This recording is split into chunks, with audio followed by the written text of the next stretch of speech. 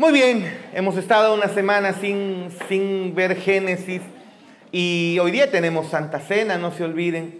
Pero así, de manera fugaz y rápida, recuerden qué es lo que hemos estado viendo nosotros en la palabra de Dios desde Génesis, ¿no? En nuestros primeros capítulos de Génesis, ¿qué hemos visto?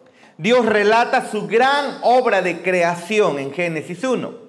En Génesis 2 vemos cómo el ser humano fue creado con una gracia especial, un favor especial del hombre se ve ahí en el ser humano en Génesis capítulo 2. Dios lo creó conforme a su imagen, conforme a su semejanza, y eso no significa forma, figura, sino significa en personalidad, razonamiento, intelecto, voluntad, ¿no? El ser humano lo hizo persona. Eso significa entonces imagen y semejanza. En Génesis 3 vemos que esa imagen y semejanza del hombre se distorsiona. El hombre no pierde cuando cae en pecado la imagen y semejanza de Dios. No la pierde en su totalidad, pero sí que se distorsiona desde Génesis 3. Cuando nuestro primer padre, hablando biológicamente, cae en pecado. Me refiero a Adán.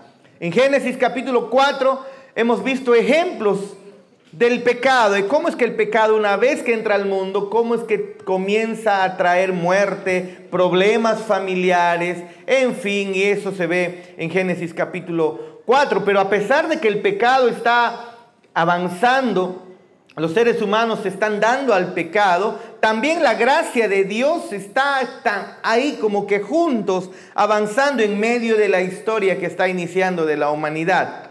Y entonces, en esos descendientes de Eva podemos ver pecados, pero también podemos ver gracia de nuestro buen Dios. En Génesis 5, Moisés, quien es el autor, creemos que es el autor de Génesis, vemos que relata nuevamente la creación original en Génesis capítulo 5. Y luego se habla de la línea divina desde Set hasta llegar a Noé. Y luego en Génesis capítulo 6, del 6 al 9, capítulo 9, lo que vemos es la historia de Noé con ese diluvio espectacular, increíble que se dio, ¿no? Pero de manera particular en Génesis 6, del versículo 1 al 8, vemos una imagen de cómo era el mundo antes del juicio de Dios, ahí en el diluvio de Noé. Antes de que Dios juzgue, la maldad estaba multiplicada. El hombre estaba caminando cada vez más en perdición, haciéndose cada vez más malvado. En Génesis capítulo 6, del versículo 9 al 22, vemos una imagen del juicio venidero, del juicio futuro. Lo vemos aquí con este diluvio que Dios trae, este juicio que Dios trae. Aunque es un juicio global, no es un juicio geográfico, es un diluvio global, es un juicio global, pero también la gracia de Dios la vemos ahí también una vez más reflejada sobre esta última generación que vemos de Adán pasando a través de Noé y su familia. En Génesis 7 pues se da el diluvio y hemos observado aquello. Y en estos dos últimos sermones que hemos tenido en Génesis capítulo 8 vemos esa duración del diluvio, las cosas que suceden inmediatamente después de ese diluvio. Y ahora al llegar al capítulo 9, nos vamos a concentrar en esto por el día de hoy, en estos versículos del 1 al 7. Y es increíble cómo es que nuestro Dios providencialmente nos muestra su misericordia. Una vez más, Dios mostrando misericordia hacia Noé. Él confirma el pacto de gracia con Noé. Es más, si avanzamos desde el versículo 8 hacia adelante, lo que va a estar avanzando en el 9, lo que vamos a encontrar es esa señal del pacto que Dios concedió a Noé y por ende a nosotros para nuestra seguridad. Eso es lo que estamos viendo. Entonces, ¿qué es lo que está haciendo Moisés aquí? Nos está recordando en estos primeros 7 versículos hermosamente cómo es que incluso la gracia de Dios en medio de su juicio sigue manifestándose. Ya juzgó y su gracia Él lo va a mostrar. Pero también Moisés nos muestra una vez más, nos va a recordar el Génesis. ¿Se acuerdan que les dije al inicio de año. Entender Génesis es fundamental para la fe cristiana. Tú no puedes llegar a creer Mateo, no puedes llegar a creer, Romanos, mi libro preferido, un libro teológico especial, espectacular, para los amantes del Antiguo Testamento, obviamente todos. Isaías, el libro maravilloso por excelencia, donde está concentrado el Evangelio, es una mini Biblia, dicen incluso algunos. Pero no podemos llegar a amar esos libros, a abrazar otros textos, si en primer lugar no amamos y creemos Génesis capítulo, o Génesis en general, incluso comenzando con el versículo 1. En el principio creó Dios los cielos y la tierra. Ahora, ese lenguaje que encontramos aquí en Génesis capítulo 1, en Génesis capítulo 2, una vez más lo vamos a ver recordado aquí con Moisés, en Noé, cuando Noé sale del arca y el Señor una vez más regresa al inicio y le va a dar estas instrucciones a él. Miren ustedes, del versículo, eso es lo que Él está haciendo, nos está llamando a ver su misericordia. Miren ustedes, por favor, versículos 1 al 7 dijimos que nos vamos a centrar. Aquí vemos las ordenanzas originales de la creación, si te das cuenta. Esas ordenanzas dadas a Adán en el huerto del Edén, nosotros los vemos aquí como que Moisés, Dios le da a Noé, Moisés rescata estas ordenanzas a través de este relato, y cuando Noé va a entrar a este nuevo mundo después del juicio, una vez más viene la palabra de Dios con terminología del Génesis, con terminología del Bereshit. ¿Se acuerdan qué es Bereshit? En hebreo, en el principio. Exacto, en el principio.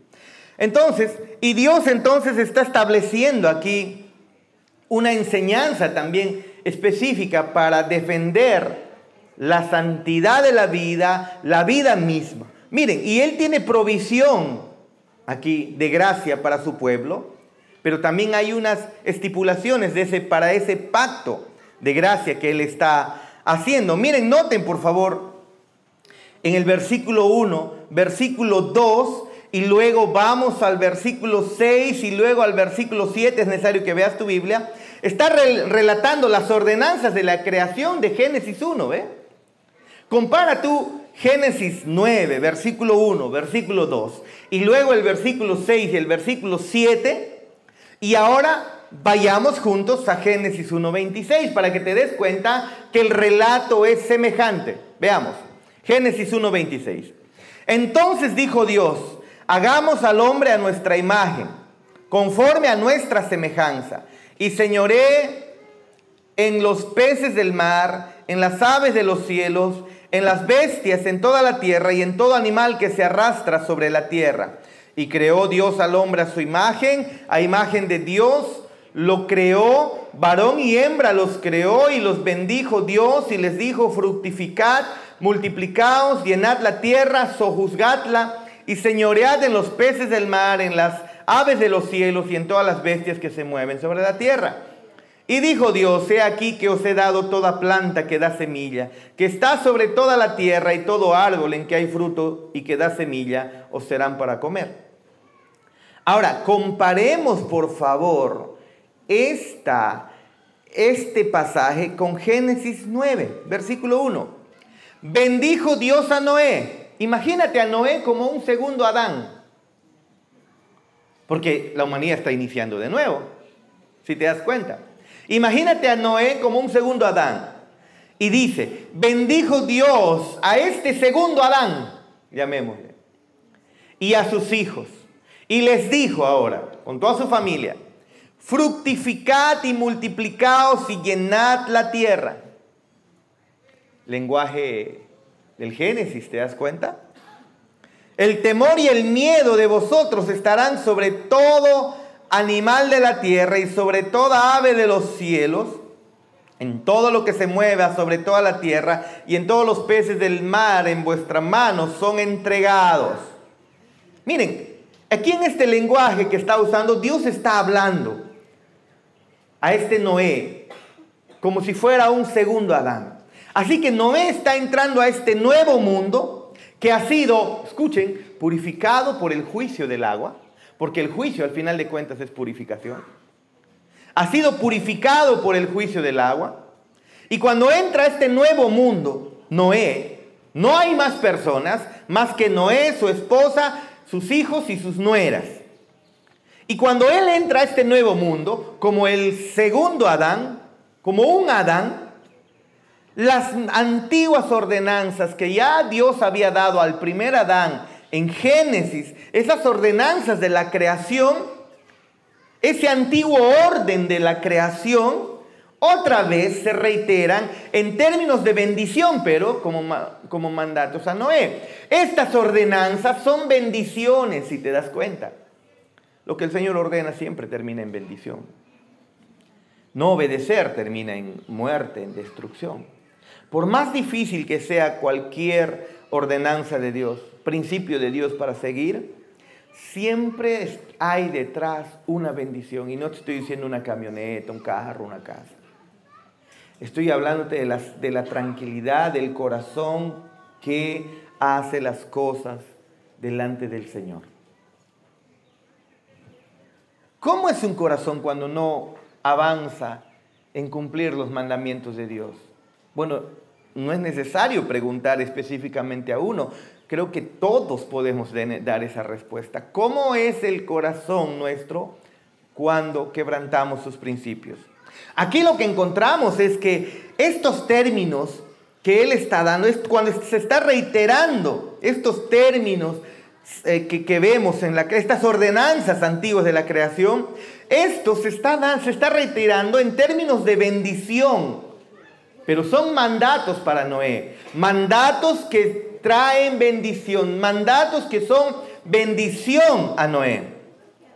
Noé va a reconstruir la humanidad, reconstruir este mundo, y Dios le está dando ordenanzas que son de bendición para él. Entonces vemos como que Génesis está hablando en Génesis 1 y su eco lo vemos aquí en el capítulo 9, si te das cuenta.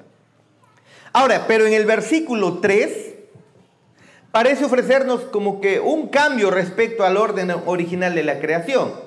Miren, Génesis 1:29.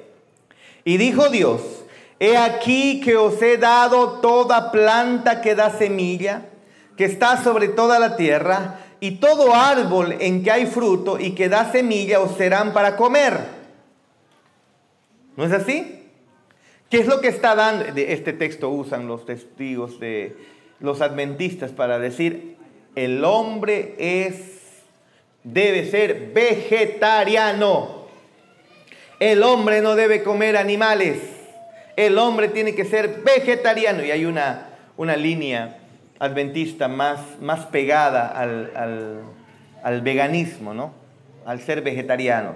¿Por qué? Ningún animal, porque tiene sangre, debe ser comido. Biológicamente, el xilema y el floema transportan la sangre de los vegetales, ¿no? Pudiéramos decir que ahí está la vida en los vegetales. Así es, ¿no? Me estoy equivocando. A ver, por favor, agrónomos, no vaya a ser que me lancen un ¿cómo es? Cafetazo por ahí. Así es, ¿no? Ahora, pero miren, pero Génesis, miren, en Génesis 1:30 se reitera que a las bestias de la tierra se les ha dado también la vegetación para comer. Y a toda bestia de la tierra, y a todas las aves de los cielos, y a todo lo que se arrastra sobre la tierra en que hay vida, toda planta verde les será para comer. Y fue así. Pero en Génesis 9, versículo 3, por eso es necesario que tengas tu Biblia, dice: todo lo que se mueve y vive os será para mantenimiento. Les cuento, ayer comí, después de una semana, estaba guardadito en el frigider, la pachamanca que no acabé.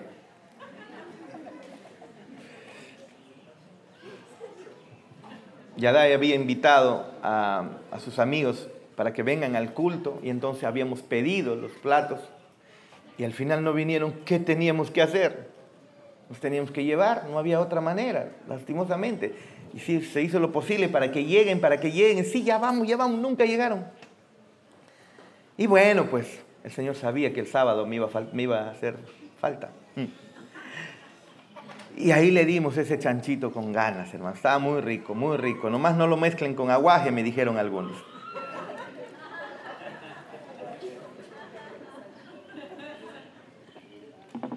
Parece que la mayoría que se ha quedado a comer aguaje ha tenido una revolución ahí. No por el aguaje ni por el chancho, sino por la mezcla, ¿no? Entonces, en Génesis 9:3, entonces estamos viendo, pero, que ahora los animales también se nos dan para comer. ¿Te das cuenta de eso? Tú no encuentras una ordenanza hasta antes de esto. Tú no encuentras una ordenanza del hombre comiendo animales. Eso es lo que dicen muchos comentaristas. Pero yo me pongo a pensar. No es que exactamente se esté dando una ordenanza aquí, recién desde aquí cambie el asunto para comer. Aunque para algunos piensan que antes del huerto del Edén, pues no había muerte y eso incluye incluso la muerte de animales. Y yo me inclino a pensar que se refiere a muerte en el sentido, bueno, les digo me inclino, no estoy haciendo esto como un dogma, por favor. No vaya a pensar usted, no, pero entonces tal autor dice una cosa. No, le estoy diciendo lo que yo considero y pienso, y en esto usted puede tener libertad. Pero pienso que la muerte de animales no tiene ningún problema al final de cuentas. Para comer antes de la caída, porque es animal, no son personas, no lo son. Y si hablamos de muerte, pues si se dio la ordenanza para que los animales coman plantas, pues al comerlos también estás matando seres vivos que son plantas. ¿Ves? Si hablamos de muerte en sentido de muerte, de cesar el metabolismo biológico, ¿no? Pero, bueno, eso encontramos acá en este texto que tenemos en Génesis 9:3, ¿no? En Génesis 3:21 los animales se usan para vestir. Por ejemplo, nuestro Dios mata a un animal y viste a Adán y Eva su desnudez. En Génesis 4:4 esos animales se usan para sacrificios con el sacrificio de Abel. Pero no hay un ejemplo de animales consumidos que sirvan de alimento para el ser humano. Entonces toman este texto y entonces dicen los seres humanos deben ser sí o sí solamente. Desde el original, antes de la caída, el hombre solamente comía vegetales y entonces hacen toda la explicación de nuestra dentadura. ¿Cuántos molares tenemos? La mayoría son molares y incluso en nuestro maxilar superior, inferior, están en la parte más detrás, más cerca a la fosa, a la entrada ya del esófago. ¿Por qué? Porque entonces ahí la mordida es mucho más fuerte y qué sé yo, ¿no? Pero también encontramos que tenemos caninos. Y caninos pues está demostrado que sirve para lo que te gusta, comer carne, ¿no? Entonces, hermanos, y bueno, van a aparecer alguna locura por ahí diciendo, eso es producto de la evolución, ¿no? De todo mamífero, en fin. Pero en Génesis 9:3 aparece de manera mucho más visible esta autorización de matar animales para alimentarse, ¿no? Algunos piensan que esto es un nuevo orden que nuestro Dios está dando en este mundo caído, ¿no? Y mira el versículo 4. Encontramos la disposición que permite al hombre comer de los animales Y dice así: pero carne con su vida, que es su sangre, no comeréis. Ahora, hermanos, hay que tomar en cuenta esto. Come carne, está diciendo acá el Señor. Pero luego carne con su sangre no vas a comer. Ok, te pregunto, ¿puedes hacer eso? ¿Ah? ¿Puedes comer carne sin su sangre?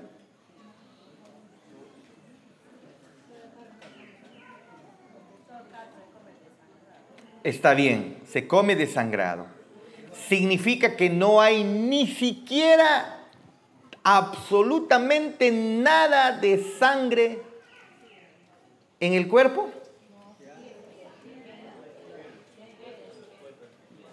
Nos tendrías que ser, pues lo exprimes de tal manera y no sé, ¿no? Y de tal presiones un botón en el que toda la sangre de verdad desaparece y entonces te queda completamente blanca, blanca, blanca la carne, porque aquello que le ayuda a tener el color, pues es justamente la sangre, ¿no? No solamente la sangre, pero implica mucho. Pero ¿puedes comer tú un animal sin sangre? Los desangramos, eso sí. Pero ¿elimina 100% toda sangre? No, no se puede. Pero acá dice, pero carne con su vida, que es su sangre, no comeréis. Ahora, lo que está mostrando aquí es, lo que nos está guiando es la Génesis, y en esta porción, es a poner atención en la sangre.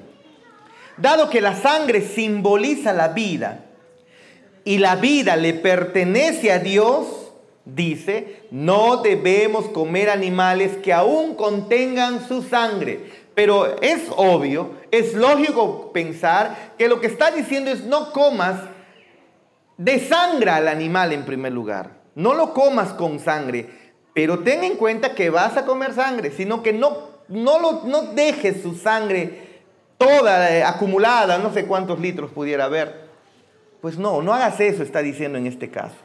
¿Ok? Estamos hablando para este momento, por favor. No vaya usted a pensar, ay, pastor, no puedo comer mi sangricita, a mí me gusta la morcilla. No, tranquilos, tranquilos. Estamos hablando para este momento. ¿Por qué? Porque, hermanos, los paganos solían beber sangre en relación, como que reclamando los derechos mágicos de la vida y la fertilidad. Eso es lo que hacían, y por eso que tenemos incluso que el Drácula se alimentaba con sangre, dice, ¿no? Eso le daba vida. Pero en la antigüedad, en las culturas, ellos derramaban sangre y se tomaban la sangre porque creían que al tomar sangre ellos estaban adquiriendo una fuerza sobrenatural. Creo que en el ejército, en el pasado, tontamente les hacían beber sangre de perro también. ¿No? Sangre de perro, y ahí les hacían beber y ellos se sentían más poderosos al hacer solamente algo psicológico. Pero es que en el pasado eso es lo que se hacía. Formaba incluso parte de ceremonias esto de beber sangre. Entonces, ¿por qué? Porque ellos reconocían de manera equivocada, pero reconocían el poder de la sangre relacionado a que la sangre es la que daba vida. Por eso es que mataban un animal y cuando el animal se desangraba, ese animal iba lentamente muriendo, ¿no? Por lo tanto, los paganos buscaban obtener esa fuerza vital bebiendo sangre. Pero aquí, bajo las ordenanzas de la creación, ese tipo de acción se le está prohibiendo a Noé. No seas como los paganos. Ya has vivido en medio de un mundo pagano. No hagas eso, le está diciendo nuestro Dios. Dios está preparando entonces al hombre, está preparando a Noé, está preparando al ser humano para comprender esa conexión entre el sacrificio de sangre y la expiación que vamos a encontrar luego en el tiempo de Éxodo instaurado por Moisés. esa expiación del ritual mosaico. Eso es lo que está haciendo. Nos está preparando nuestro Dios para comprender esa conexión entre la sangre y la expiación que luego será instaurado en los tiempos de Moisés, mucho más adelante. Pero esa conexión en Moisés ya, desde Éxodo, Levítico, Deuteronomio, se va a ver muchas veces, se va a hacer de manera notoria. Miren, por ejemplo, Levíticos, por favor. Levítico capítulo 7, 17, por favor. Porque aquí se ve el significado de la sangre en ese sacrificio ritual. Y claro que está directamente relacionado con Génesis 9:4. Levítico 17:11 dice, porque la vida de la carne está en la sangre. ¿Ves? ¿Te das cuenta que hay una conexión? Y yo os la he dado para hacer expiación sobre el altar por vuestras almas. No bebas sangre. La sangre no es para beber, la sangre no es para comer. No seas como los otros pueblos paganos, no hagas eso. No, la sangre es, ¿para qué está diciendo aquí? ¿Para qué? Para hacer expiación sobre el altar por vuestras almas. ¿A qué está apuntando esto, hermanos? A la sangre de Cristo derramada en la cruz. Y la misma sangre hará expiación de la persona, dice Levítico. Y en el versículo 14 de nuevo de Levítico, porque la vida de toda carne es su sangre. Por tanto, he dicho a los hijos de Israel, no comeréis la sangre de ninguna carne, porque la vida de toda carne es su sangre. Cualquiera que la comiere será cortado. No sean como los paganos. La sangre se usa para expiación, para derramamiento, para expiación, para el perdón de los pecados. Pero recuerden, nuestro Dios está construyendo nuestra teología y la va a terminar de revelar cuando Cristo muere en la cruz, derramando aquello que es la fuerza de la vida. ¿Y cuál es? Su sangre. ¿Ven? Ahora, el mismo Moisés en Deuteronomio, porque Moisés también escribió Deuteronomio, capítulo 12 dice, en ese contexto de matar animal para el sacrificio, capítulo 12, versículo 16 dice, con todo podrás matar y comer carne en todas tus poblaciones conforme a tu deseo. Vamos, dale carne, dale la carne, no hay problema. Según la bendición que Jehová tu Dios te haya dado, el inmundo y el impío la podrá comer, como la de gacela o de ciervo. Solamente, el versículo 16, solamente que sangre no comeréis. Sobre la tierra la derramaréis como agua. Para que las personas entiendan, cada vez que van a comer un animal y le va a ser de provecho, la sangre no la deben comer. ¿Para qué? Para que la derramen en tierra. Para que sepan que este animal está dando su vida para al final él ser beneficiado. ¿Te das cuenta cómo se ve aquí el Evangelio? Porque Cristo mismo es representado como un cordero que derrama su sangre y luego te dice, come y bebe. Come mi carne, ¿no? Y bebe mi sangre. Ahí ya es todo. Pero significa creer, no es que de verdad lo vamos a hacer. Pero vean ustedes, cada vez que el ser humano iba a matar un animal, tenía que haber un recordatorio. La fuerza de su vida, que es su sangre, no la puedo comer porque esa fuerza de vida es para remisión de pecados, es para expiación.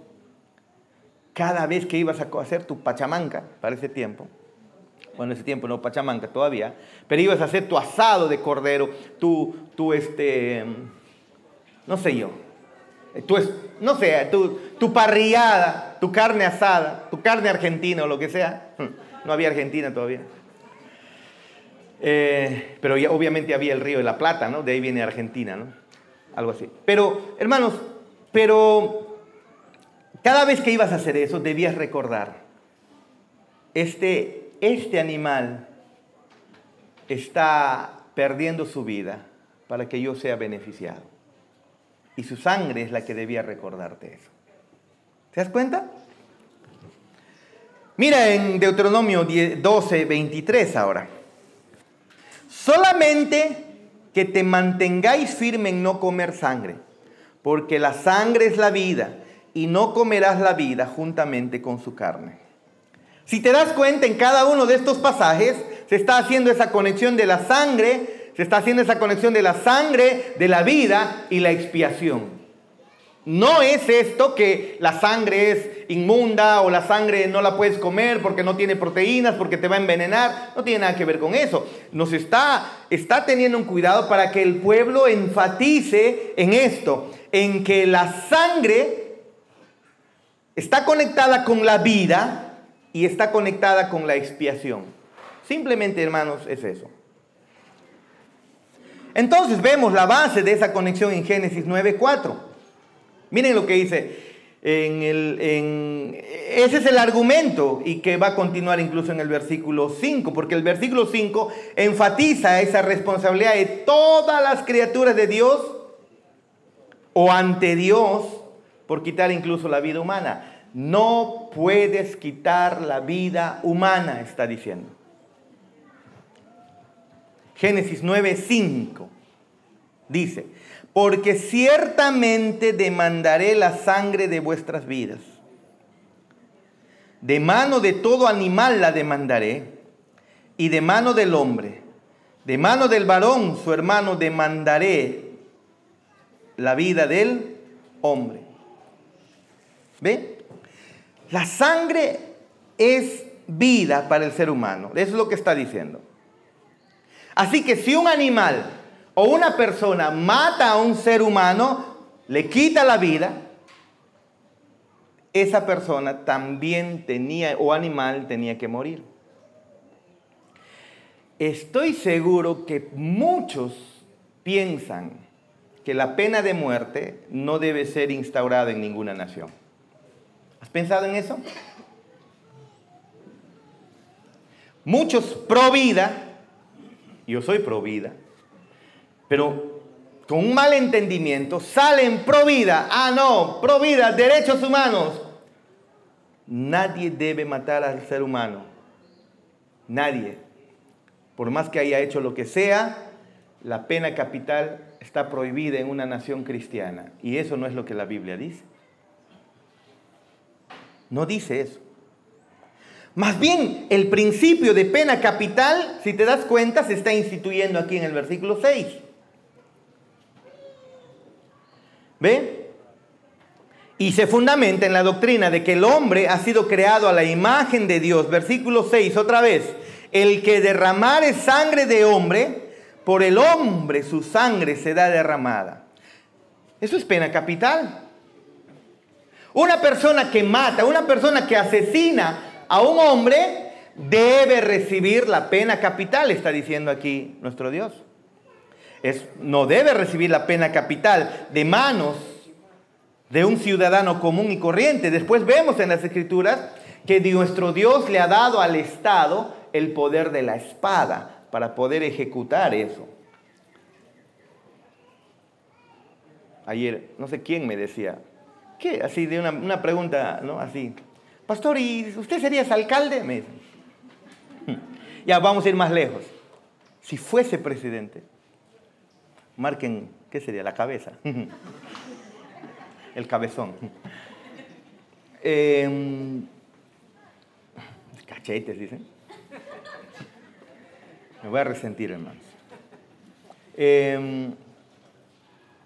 Y siendo pastor y conociendo las Escrituras, yo no tendría ningún problema en poner pena capital.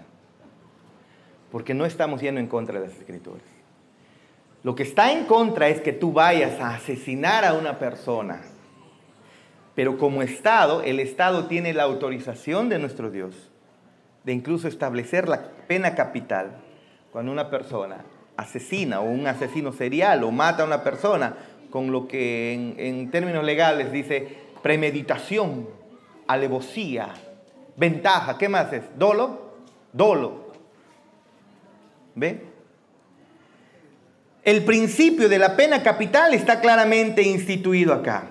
El derramamiento de sangre de una persona, es decir, quitarle la vida, debe ser pagado, no es bueno y debe ser pagado con quitarle la vida a aquel que lo ha hecho. Increíble, ¿no?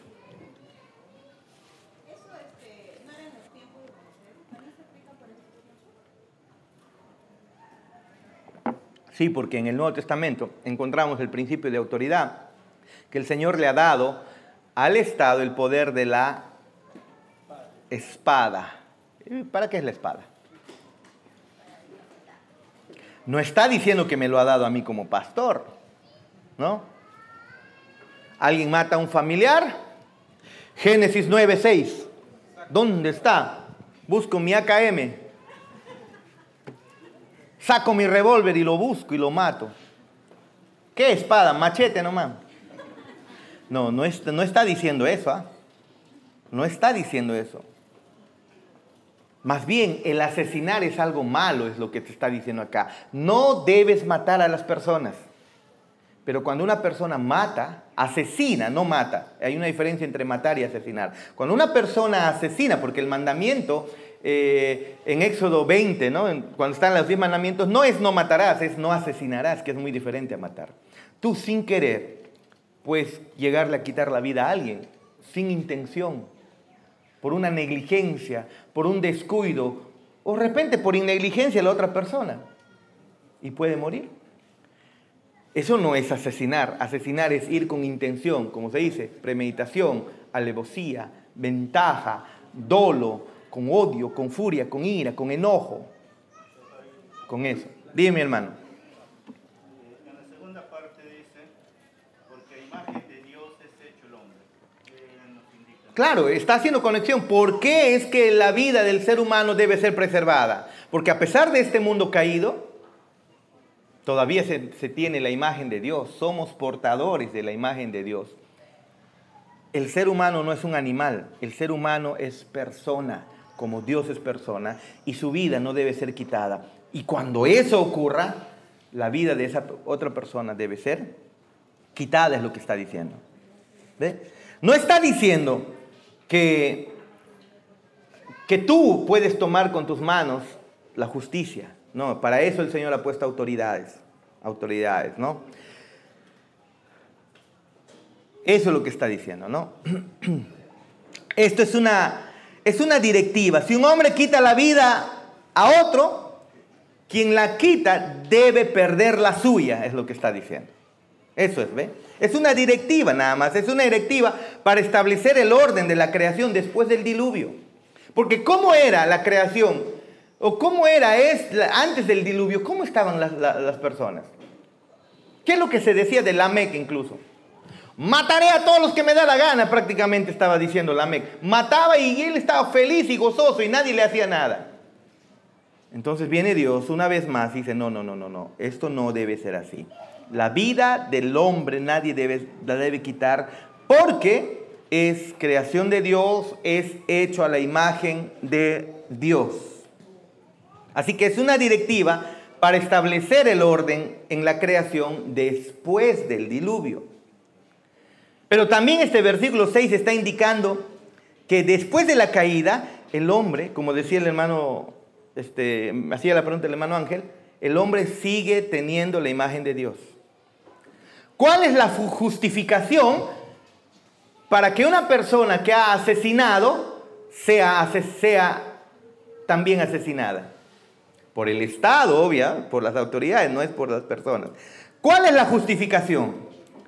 Quien derramare sangre de hombre, por el hombre su sangre será derramada, porque Dios lo hizo a imagen suya.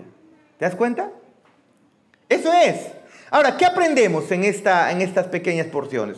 En primer lugar, ¿cómo es que Dios en su gracia reordena las ordenanzas de la creación que ha sido dada ahí en ese mundo precaída, en el mundo de Adán antes de la caída, antes del pecado? Dios dio ordenanzas y otra vez reordena esas ordenanzas en este mundo post-diluvio.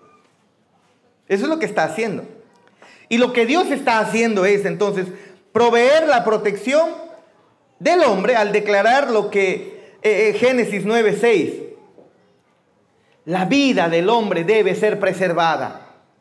No puedes tú matar a las personas. Antes de llegar a Éxodo capítulo 20 y dar Dios los 10 mandamientos, y uno de ellos dice no matarás. Antes de eso ya está siendo anunciada: no debes matar o asesinar a una persona. Y si lo haces, ten seguro que tu vida debe ser pagada. La vida de esa persona debe ser pagada con la tuya. Eso es lo que está haciendo acá. Es decir, la vida del ser humano debe ser preservada. Era un mundo muy violento para los tiempos de Noé. Muy violento. Génesis 4, Génesis 5, recuerden cómo era la violencia ahí. Y entonces Dios está tomando medidas aquí en Génesis 8, después del diluvio, para la protección de la vida humana en este mundo violento. Está estableciendo sanciones penales definitivas contra quien tome a la ligera la vida del ser humano que Dios le ha dado. Eso es lo que está haciendo. Pero también se está tomando en serio la vida humana y se instituye entonces la vida capital. La pena capital. Hermanos, las naciones cristianas que han sido fundadas con cristianismo, ellos no han tenido ningún problema en instaurar la pena capital, entendiendo muy bien las escrituras. Pena capital en el sentido, después de un juicio justo, buscando que sea un juicio justo y determinada la culpabilidad de la persona. Y por eso es que en algunas naciones hay pena capital. Aquellos que no entienden las escrituras llegan a salir con sus banderas, ¿no? Somos cristianos, solo Dios tiene el poder de quitar la vida. Claro, pero lo estableció también de esta manera. ¿Se dan cuenta? Si tú eres pro vida, debes estar en contra de la guerra y en contra de la pena de muerte. No es cierto. Si el Perú entra en guerra y entendemos que es válida la defensa de nuestra nación y piden que nuestros jóvenes vayan a la guerra, tú como creyente, ¿qué harías? Los creyentes en el pasado no tenían ningún problema en tomar su arma e irse a la guerra, a matar al enemigo. Observa nomás la historia. ¿Te das cuenta que tenemos una idea romántica de la Biblia? ¿Ve? No hay ningún problema. Una vez me llamó, nuestro hermano Andrés Burgos, estaba por ahí por la frontera con Brasil y tenía que enfrentarse con narcoterroristas. Y él pues estaba nuevo como policía y estaba del temeroso de usar su arma o no hacer su arma en medio de un enfrentamiento y todo el mundo está matando, incluso mataron a su amigo y todo eso. Y él está preocupado y angustiado. ¿Debo o no jalar el gatillo? Me llama. Tú eres pastor y te pregunta eso. Tú que acabas de predicar Primera de Juan, capítulo 5, que Dios es amor. Y que ama a tu hermano, ama a tus enemigos. Y te llama incluso y te pregunta, David, ¿qué hago? Estamos en enfrentamiento. Los narcoterroristas han venido y nos han emboscado y han comenzado y han matado incluso. ¿Y yo qué hago? ¿Jalo o no jalo el gatillo? ¿Qué le respondes? ¿Qué le respondes, Jimmy? Ese rato, ponte a orar. Mientras están matando a tu gente, ponte a orar. Soy cristiano, mira, no te voy a matar. Entonces, ¿para qué tienes arma? No es, y le expliqué, hay una diferencia entre la idea es preservar el orden, defender a los inocentes, y aquel que ha decidido ese caminar debe pagar sus consecuencias. En la medida que puedas, buscarás la pierna. Pero en el momento a veces ni siquiera vas a tener que, hasta que apuntes a la pierna a ver dónde está, ya te dieron y ya mataron a tu gente.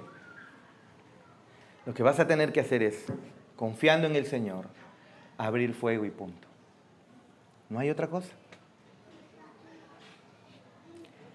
Pregunta, ¿es eso lo que la Biblia en principio enseña en las Escrituras? ¿Qué dicen ustedes? No está diciendo Jarvis, agarra un arma y vete a matar a quien sea. Está diciendo, la Biblia en principio está dando la autoridad a través del Estado, y el Estado, eso le expliqué, está dando la autoridad a los militares para que en estos tipos de casos, pregunta, ¿deben ser juzgados al matar a un terrorista? ¿Jonathan? No, el Estado los protege. Y es parte del principio de las Escrituras. No estoy diciendo que tú vas a ir a agarrar tu pistola y vas a ir a matar. Eso no está bien. Pero la autoridad ha sido dada a los militares para hacerlo. Y en tiempos de guerra, si vas a ir a servir y tienes que defender, pues lo haces. Eso es, ¿ve? Pero si vas a matar por revanchismo, si vas a matar porque odias a esta persona, no, eso está mal. Y si yo siempre dije, yo encuentro que allá yo solita o a mi familia, alguien los está haciendo algo, ¿qué voy a ir a hacer? Oye, señor violador, oye, párale pues. Somos cristianos. ¿Vamos a hacer eso? O cuando está matando, está en peligro su vida. Como varón, voy a tener que actuar en la medida que pueda. Y si se tiene que quitar la vida de la persona atacante, pues se tiene que hacer. No pensando en odio, sino en defensa. ¿Ve? Ahora, se debe dar vida por vida cuando se quita la vida ilegalmente. Eso es lo que nos está mostrando aquí Génesis capítulo 6. ¿Ve? Pero se podría mencionar también incluso que las estipulaciones que encontramos en Génesis 9, de estos primeros versículos, también se mencionan en el Nuevo Testamento. Vean ustedes Hechos capítulo 15, por favor. Hechos capítulo 15. Ahí en el concilio de Jerusalén están preocupados por un tema en particular. ¿Deben los gentiles que se convierten al cristianismo seguir la ley ceremonial de Moisés y en particular la circuncisión? ¿Deben circuncidarse para ser incorporados a la comunidad del nuevo pacto? Esa era la pregunta en Hechos capítulo 15 en el concilio de Jerusalén.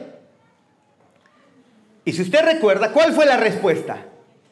No vamos a obligar a los gentiles que se convierten al cristianismo seguir la antigua ley ceremonial judía. Hechos 15, el capítulo 15, versículo 20, versículo 29. Ahí, ¿no? El concilio pide a Pablo y a todos sus seguidores, cuando regresen a las iglesias, que digan, solo queremos imponer una sola carga. 15:28, ¿qué dice? Porque ha parecido bien al Espíritu Santo y a nosotros no imponeros ninguna carga más que estas cosas necesarias.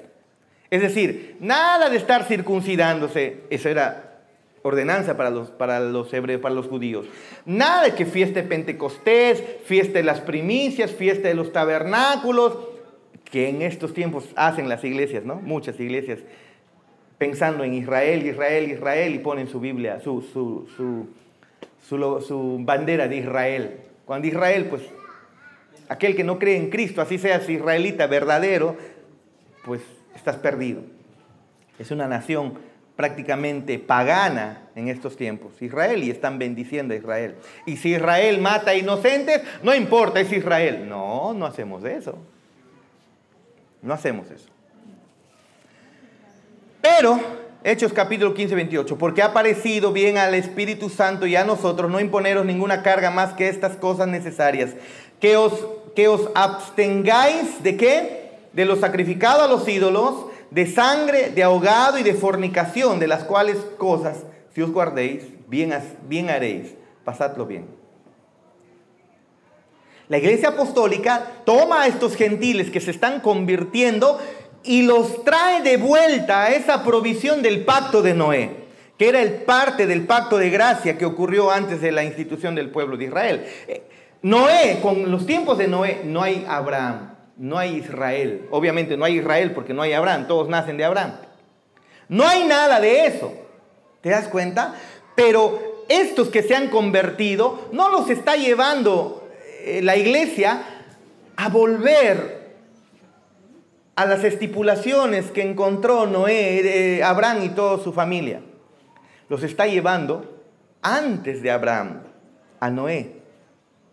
¿Se dan cuenta? Antes del pacto con Abraham no existía nada de Israel. Cuando Dios hizo pacto con Noé, no había Abraham, no había Israel, no había leyes ceremoniales, no había nada de eso.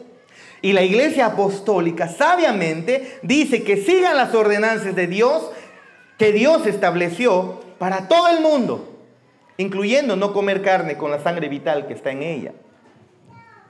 Es decir, en el Nuevo Testamento se están apelando a estas ordenanzas que Dios dio, no hay ni siquiera a Israel, sino ¿a quién? A Noé. Y el versículo 7, para terminar. Mas vosotros, aquí está el gancho al hígado, fructificad y multiplicaos, procread abundantemente en la tierra y multiplicaos en ella. Ser fructíferos y multiplicarse es una ordenanza de Dios. Si tú no quieres tener hijos,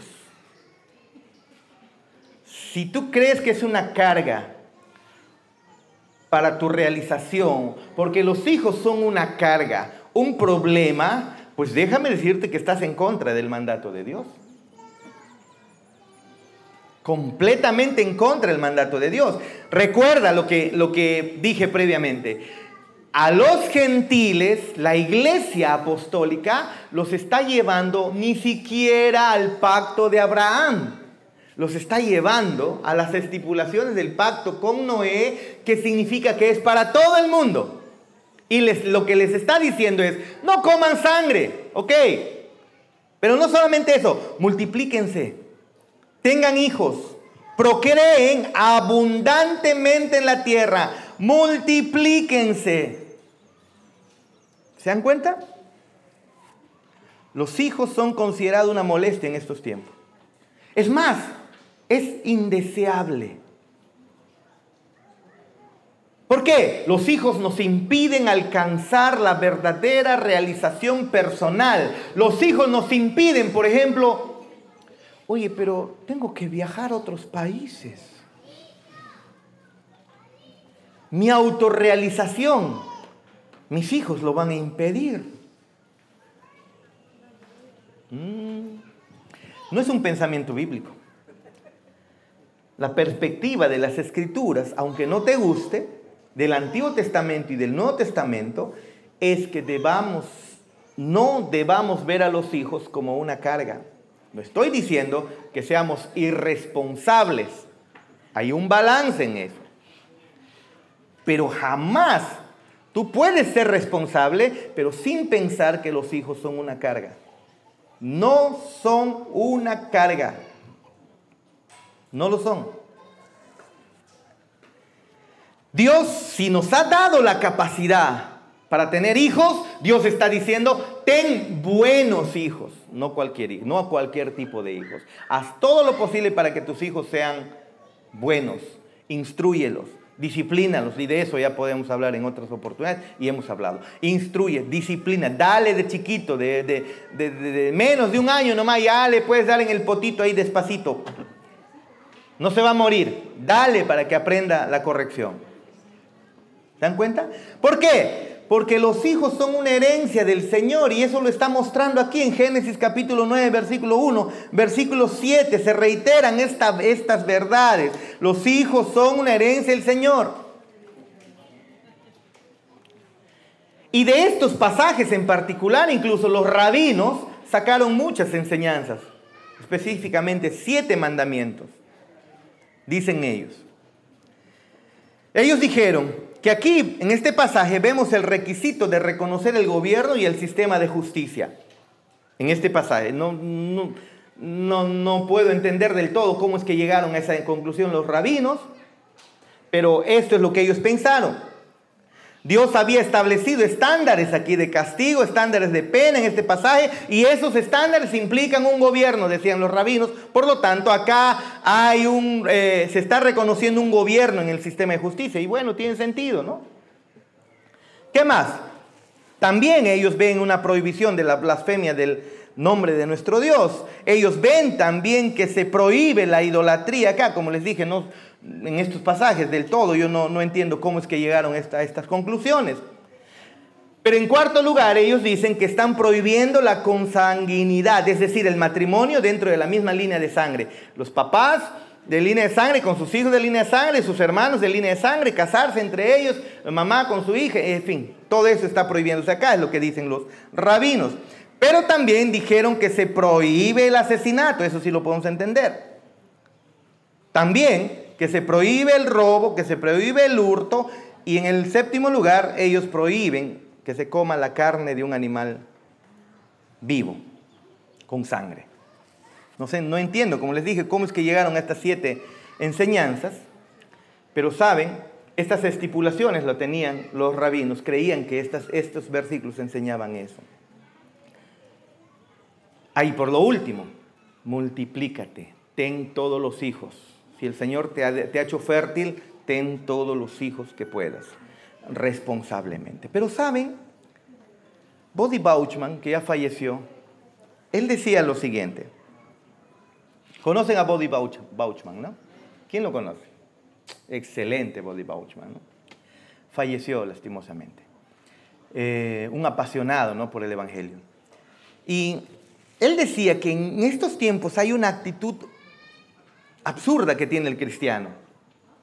Dicen, muy bien, se casan, ya, un niño para mí y una niña para ti. Por lo tanto, ya tenemos la parejita. Gloria a Dios. Hemos terminado. La parejita es suficiente. Gloria a Dios, el Señor nos ha dado una parejita. Ya no más. Tener un tercer hijo ya es codicia, ya es exageración. ¿Qué? ¿No tienen tele? ¿Qué cosa? Hermanos, eso es lo que se dice tras bambalinas, usted lo sabe. Tener ya 3 hijos, ¿para qué? Solo está, dice Bodhi Baucham, solo está permitido tener 3 hijos en el mundo cristiano, especialmente el norteamericano, si es que has tenido 2 varoncitos o 2 mujercitas. Por lo tanto, ¿sabes qué te falta? La parejita. Así que solo te está permitido, sola si tuviste el mismo sexo, solamente ahí. La única manera que te vamos a permitir tener 3 hijos es que si has tenido los 2 primeros varones o mujeres juntos. Si ya tienes 3, te vamos a ridiculizar, dice este mundo evangélico. Vamos a hablar mal de ti, te vamos a decir, ¡qué barbaridad! Y Bodhi Baucham dicen, ustedes no creen en el Salmo 127, tampoco creen en el Salmo 128. Apúntenlo. Pensamos que los niños son una carga, pensamos que los niños son una plaga, pensamos que los niños no son una bendición. En el pasado, la humanidad ha sido más pobre de lo que es ahora. No, pastor, hay cantidad de pobreza. Déjame decirte que en el pasado la humanidad era más pobre de la que es ahora. Pero somos la única cultura que es más rica en el mundo, pero que habla que no podemos tener más hijos. La persona más pobre aquí en la iglesia, llamemos quien sea la más pobre, comparado con otras sociedades en otros tiempos, era considerada rica, con más posibilidades. Es enfermizo este mundo impío y cómo nos mete eso en la mente. Y dice él, hemos creído una mentira cuando se trata de niños, una mentira absoluta, dice Bodhi Baucham. Mutilamos nuestros cuerpos, dice él, para que Dios no nos bendiga con más hijos. Vasectomía, ligaduras de trompas. ¿Para qué? Si Dios nos ha dado bendición, ¿para qué hacer eso? Dice Bodhi Baucham. Estoy leyendo lo que dice Bodhi Baucham, por favor. Si se pone un tatuaje, dice Bodhi Baucham, se pone un tatuaje, ¡qué barbaridad! Pero si te haces la ligadura o la vasectomía, ¡bravo! ¡Bravo! ¡Bravo! No se tatúen, pero sí mutílense. Y Bodhi Bashman dice, nos hemos tragado esa mentira sobre el matrimonio. Cuando Dios dice, ten hijos, ten hijos, ten hijos, no veas a los hijos como una carga, ten hijos. Y hermanos, esto es lógico, muy lógico. Porque en tu vejez, qué bueno es tener 6, 7, 8, 9, 10 hijos. Ahora no. Ahora estamos pensando por la cultura. En el pasado era muy valorado tener hijos, pero ahora, como nos han metido la idea de esta sociedad, no, los hijos son una carga, una carga, una carga, una carga, una carga.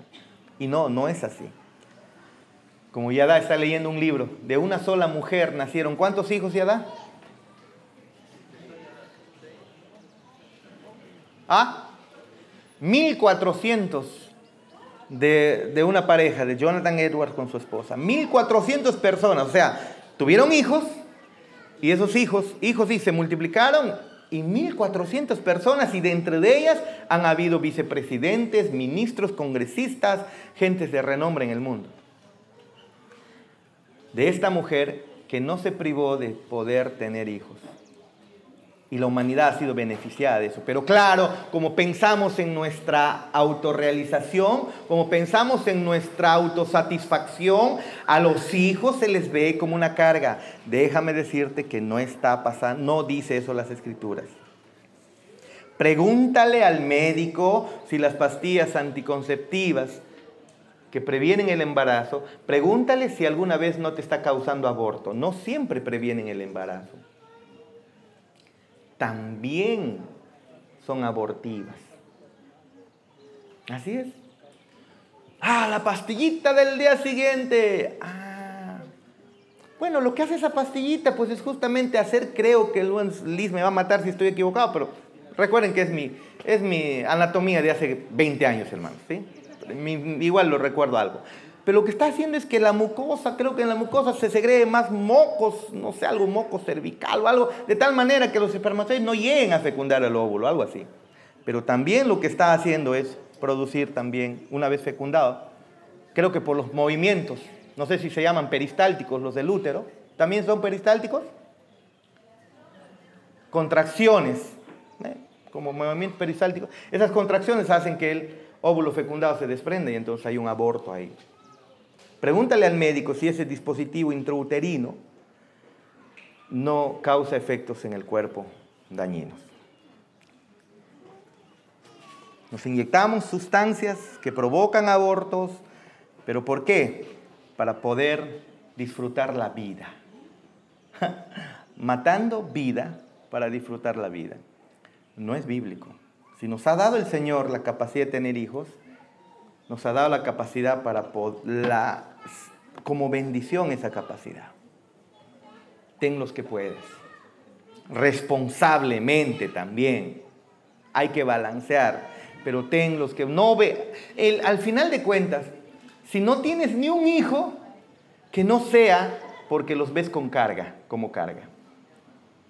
Y si tienes cantidad, que no sea por irresponsable tampoco. Debe haber un balance. Pero tampoco, nunca verlos como carga. Eso la Biblia no lo acepta, no lo permite. Pongamos de pie.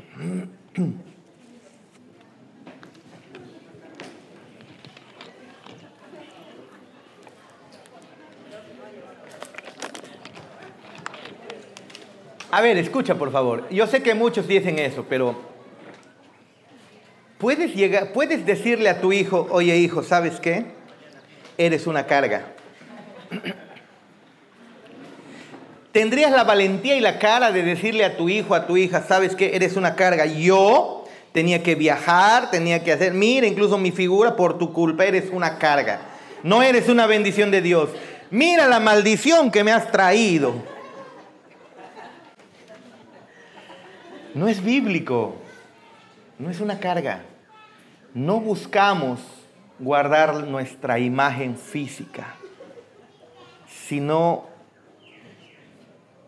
formarnos conforme a la imagen, no física, pero a la imagen de Cristo, que no es física, sino en carácter, en persona, como Cristo. si tienes todavía la oportunidad, ten más hijos. Si no puedes, tranquilo, tampoco es una... No, el pastor ha dicho sí o sí, ¿no? Tranquilo, con calma. El asunto es que no debes pensar que los hijos son una carga. Nunca debes pensar eso, por favor. Si al final, dentro de tu planificación, por cuidado, por economía, vas a tener cuidado y todo eso, que nunca sea porque son una carga. A tus hijos que das de mamar, que los llevas de brazo, los llevas al colegio, qué triste sería que los estés llevando pensando en la profundidad de tu corazón, que es una carga. Qué horrible es eso, ¿no? Los hijos no son una, son una bendición.